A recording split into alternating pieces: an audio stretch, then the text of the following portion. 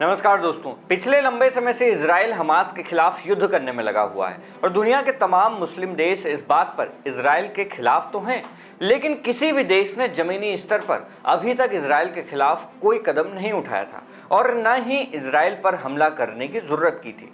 लेकिन अब जब से इजराइल ने खाड़ी देश कतर के ऊपर मिसाइल से हमला किया है, तब से मुस्लिम देशों की रातों की नींद उड़ी हुई है। जी हां, आपको बता दूं कि इजराइल ने कतर के एक इलाके में एक घर पर मिसाइल से हमला किया था, क्योंकि इजराइल का यह कहना है कि वहां पर हमास के आतंकी छुपे हुए थे।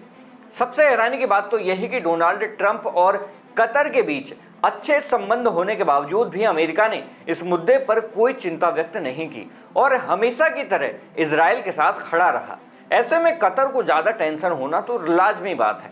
इसीलिए इस हमले के बाद से अचानक दुनिया के सारे इस्लामिक देश इकट्ठा हो गए और अब दोस्तों इस्लामिक नेटो बनाने की बात की जा रही है। नेटो के बारे में आपको बता दूं कि अमेरिका और उसके सहयोगी देशों ने मिलकर एक संगठन बनाया है जिसका नाम नेटो यानी कि नॉर्थ अटलांटिक ट्रीटी ऑर्गेनाइजेशन है, जिसका ये नियम है कि किसी भी नेटो देश पर अगर कोई दुश्मन देश हमला करता है तो वो सभी नेटो देशों पर हमला माना जाएगा।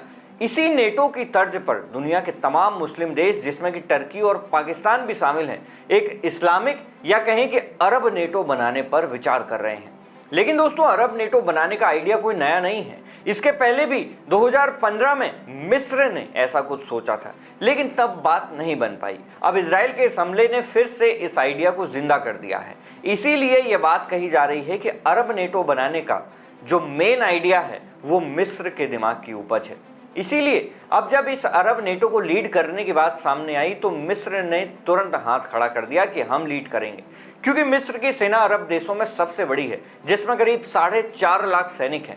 मिस्र के राष्ट्रपति अब्देल फतेह ने कहा कि हम इस गठबंधन को लीड करेंगे और इस चीज को लेकर मिस्र के राष्ट्रपति पूरा प्लान पहले से ही बनाकर बैठे हैं कि इस गठबंधन का जो हेडक्वार्टर है वो काहिरा में होगा।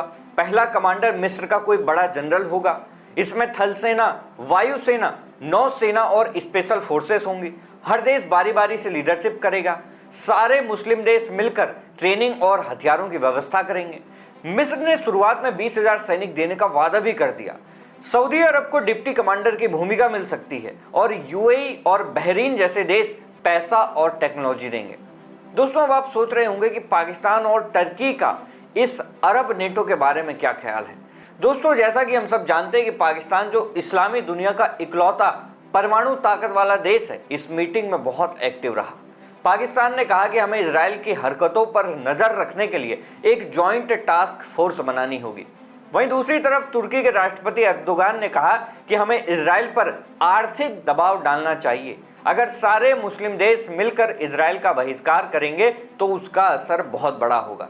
यानी कि टर्की अरब नेटो को लेकर इतना एक्साइटेड नहीं दिखाई दिया। दोस्तों, पहले की अगर बात करें तो 2015 में सऊदी अरब ने भी ऐसा ही एक गठबंधन बनाया था जिसमें कि 34 देश शामिल थे, लेकिन वो सिर्फ आतंकवाद के खिलाफ था। हालांकि उसका कोई बड़ा असर देखने को मिला नहीं, क्योंकि जैसा कि हम सब जानते हैं कि सबसे बड़ा आतंकवादियों को पालने वाला देश तो खुद पाकिस्तान है। ऐसे में आतंकवाद के खिलाफ अगर कोई संगठन बना, वो भी पाकिस्तान जैसे देशों के साथ, इससे ज्यादा मजाक की बात मुझे नहीं लगता कि कुछ हो सकती है। अब आप सोच रहे होंगे कि क्या इस्लामिक नेटो बन चुका है? क्या भारत अगर बांग्लादेश और पाकिस्तान जैसे इस्लामिक देशों पर हमला करता है तो क्या 40 के 40 देश भारत से युद्ध लड़ने के लिए अपनी सेना भेज देंगे? तो मैं आपको बता दूं कि अभी ये गठबंधन सिर्फ बातों तक सीमित है। दोहा मीटिंग में इजराइल की निंदा तो हुई, पर कोई ठोस कदम नहीं उठाया गया, क्योंकि हम सब जानते हैं कि एक बार को सऊदी अरब जैसे देश, जहां दुनिया के वास्तविक मुसलमान रहते हैं, कोई संगठन बना सकते हैं, लेकिन बाकी जो मुस्लिम देश हैं वो हम सब जानते हैं कि वो सब कन्वर्टेड हैं, तो वो लोग क्या ही फैसला ले पाएंगे। दोस्तों, एक्सपर्ट की अगर मानी जाए तो वो लोग तो इस्लामिक नेटो जैसे शब्द का मजाक बनाने में लगे हुए हैं। एक अर्थशास्त्री हैं जिनका नाम है स्टीव हेल्के। उन्होंने तो यहाँ तक कह दिया कि ये गठबंधन सिर्फ भौंकने वाला है, काटने वाला नहीं। मतलब ये अभी सिर्फ शोर मचाने वाला है, असल में कुछ होने नहीं वाला है।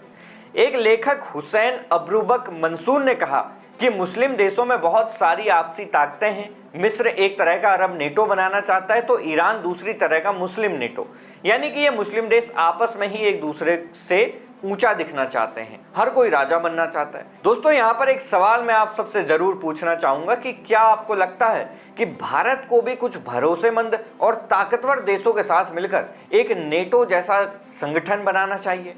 अपनी राय हमें कमेंट बॉक्स में जरूर दें। मैं हूं उमेश द्विवेदी और आप देख रहे थे सरकारी मंथन। नमस्कार।